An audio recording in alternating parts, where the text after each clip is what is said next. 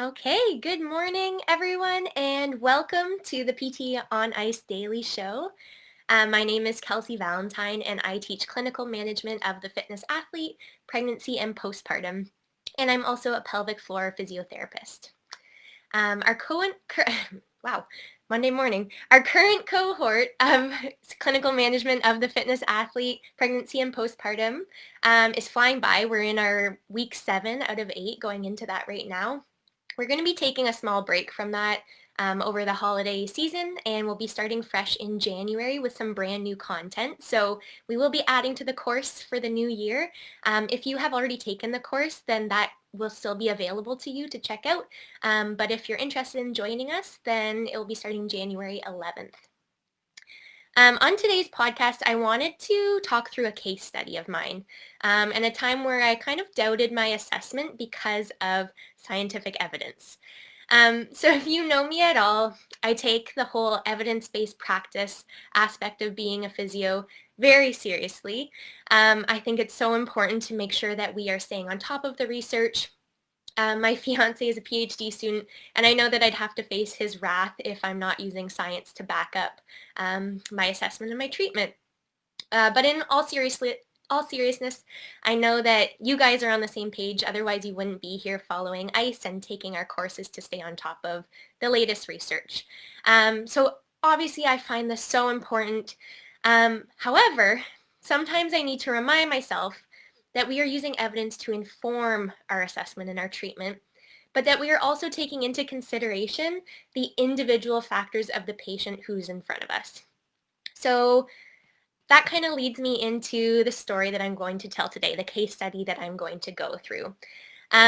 So several weeks ago, I assessed a patient who was about 6 months postpartum, and she was experiencing low back pain since the delivery of her newborn. So for about 6 months, she'd been experiencing low back pain, and specifically, it was a lot worse if she'd been sitting longer than 5 minutes, or if she went into lumbar extension or side flexion. So forward flexion seemed to be okay, and rotation wasn't too bad either. So when I initially assessed this patient of mine, I'll just kind of go through some of the main findings that were notable in my assessment. So I'll just kind of be brief here, but when I was palpating her abdomen, so I was going through my diastasis recti check, I found that her abdomen had quite low tone. So I was feeling around and I got her to do her head lift to see if I could feel those borders of her rectus abdominis muscles. I didn't really notice that. So it was hard for me to decipher how wide her gap was for her diastasis recti, but that key component that I was really looking for was that low tone. So really low tone along the linea alba. I tried to have her do a TA contraction just to see if she was able to kind of correct some of that tone. And she had some difficulty initially. She couldn't quite figure out how to activate those muscles. But I did try some different cueing for her and was able to get her to activate it effectively when I cued her to brace as if she was going to get punched in the gut. So that made her able to activate her TA transiently. And then I tried to get her to do that through some of her painful movements, so that lumbar extension, lumbar side flexion, and at that time it made no difference. So I kind of moved through my assessment. She did feel a little bit better when I gave her some forced closure. So I gave her hips, her pelvis a little squeeze along the sides and got her to repeat those painful movements, and it was a little bit better with those. She also did feel a little bit better when I did some traction. So I had her go into supine, and I pulled her into some traction and got her to side flex that way, and also kind of go into some extension that way, and it did feel a bit better with that as well. And I also kind of tried to replicate that by giving her a little traction in standing, just kind of like shearing up and down. And it did help a little bit as well for that. There wasn't too much that was noticeable in terms of her strength. So I actually did a pelvic floor assessment with her, and she had good pelvic floor strength, great endurance of the pelvic floor. So I had no real concerns there. She had a little bit of weakness with like hip extension, like a 4- out of 5. but nothing crazy, and a little bit of weakness with hip flexion on her right side. But again, nothing too notable there. Um, she had somewhat low endurance in her side planks, so I think she could hold it for around 30 seconds per side, and then had to stop. So a little bit low, but again, not incredibly low. Um, and then when I went through that subjective, I didn't really have a lot of flags coming up. So she had no concerns about her sleep quality or quantity. She was already exercising regularly. She had kind of gotten back into that being postpartum, and it sounded like she was doing it in a good way, in my opinion. Um, she had no concerns with her mental health. She was feeling good. She was feeling supported at home. She described her birth experience as being positive, so she didn't have any birth trauma associated. She wasn't really showing any signs of catastrophizing the pain or obsessing over it or worrying a lot about it. She just was kind of like, oh, I went to my doctor and they told me to come here. Um, and yeah, there wasn't any like fear avoidance, or she wasn't avoiding sitting or avoiding going into extension because she was worried about the pain. So nothing was really ringing my bell about any mental health concerns or anything in the subjective that really cued me into why she was experiencing this pain otherwise. No signs of central sensitization. Her nutrition was also good. She eats well, lots of protein, lots of vegetables. So really no concerns there. So yeah, I was a little bit, I guess at that time I felt pretty confident. I said I was going to give her some core strengthening. I gave her so I sent her home with like core and low back strengthening. So I think I gave her bird dogs to get started on with a TA contraction, deadlifts, and side planks. I think I gave her to go home with, and then I wanted her to kind of repeat the painful movements in a pain-free way. So in our assessment, I found that squeezing her hips and getting her to go into some extension improved it a bit. So I wanted her to repeat that as often as possible. So either with her partner at home or putting a belt on or something to squeeze her pelvis, just to give her brain more input of a positive experience with that movement. When she came back next, she wasn't feeling any different. I wasn't necessarily expecting any massive changes overnight, but I was hoping maybe she would see some sort of improvement. So at that point, I was like, maybe I missed the mark a little bit. Maybe something's a little off.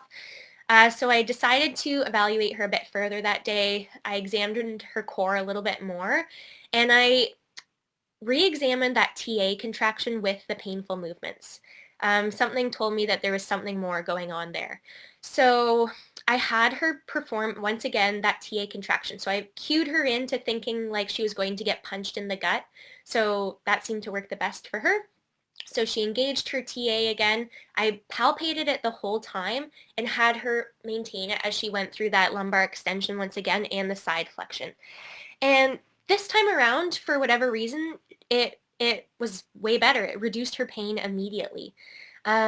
So I think that maybe what happened during my initial assessment is that I thought maybe she was maintaining the TA contraction the entire course of the movement, but I think she probably lost it with the movement. So she engaged it initially and lost it, and I might not have been palpating the whole way through. So this time around, the TA contraction immediately reduced her pain down to 0 out of 10 with those painful movements. So I was really excited, but then this little bird starts chirping in my ear being like, Kelsey, you know that there's evidence that says that there's no correlation between diastasis recti and pain, and there's no correlation between TA strengthening and reducing pain. And I kind of started to doubt myself, and I started to doubt the assessment that I had done and the thoroughness of my assessment.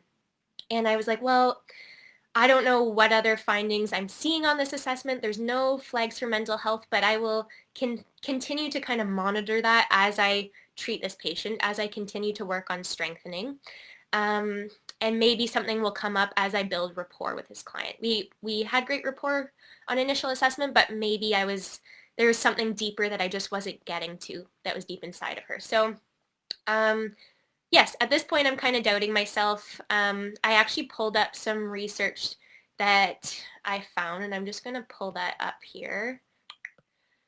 So there's an article in the Journal of Pain called "Do Changes in Transversus Abdominis and Lumbar Multifidus During Conservative Treatment Explain Changes in Clinical Outcomes Related to Nonspecific Low Back Pain, a Systematic Review." So basically this study highlights that temporal changes in TA features tend to be unrelated to the corresponding low back pain and low back pain related disability improvements, whereas the relation between multifidus changes and clinical improvements remains uncertain. So basically this systematic review is telling me my treatment isn't great. And I was kind of down on myself. I'm like, oh, I'm not a good physio. I'm not doing something right. But I just continued to kind of trust my assessment with her at this point, and it paid off. So I continued to kind of work basically exclusively on at regaining deep core control and stability with some of her painful movements, but also with just functional strengthening.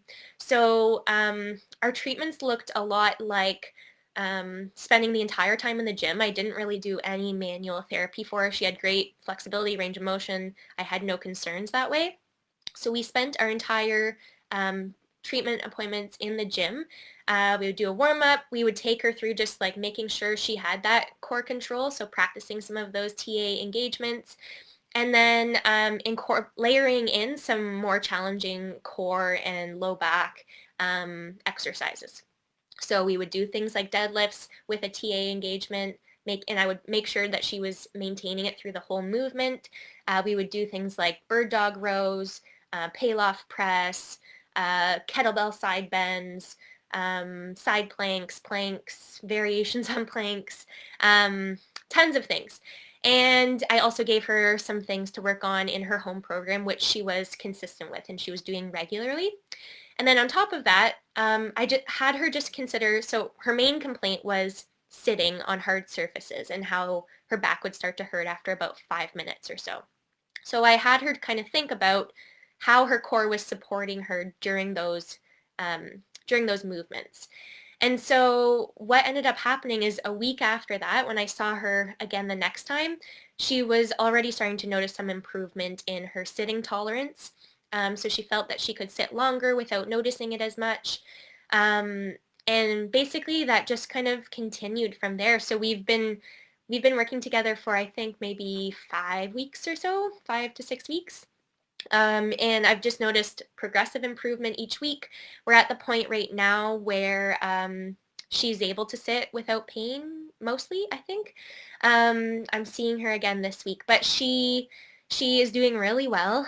She's tolerating the treatment really well. We had one little setback where she was doing a workout and overhead pressing was painful for her back, but then I had her come into the clinic. We did some deep core activation with the overhead press, practiced that, and she's like, I have no pain with it, and she hasn't had pain since.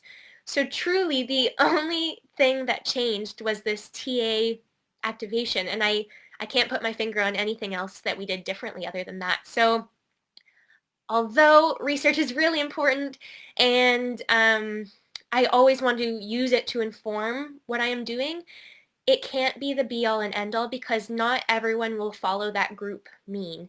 And we have individuals in front of us who respond to individual treatment. So I guess I just wanted to come on here to kind of give you guys a little pep talk to trust your instincts. You are all really educated, talented, smart PTs, and you can use that. You can trust those instincts that you have and trust your assessment, your thorough assessment that you're doing. And even if it doesn't necessarily follow along what research is telling you, it is still valuable.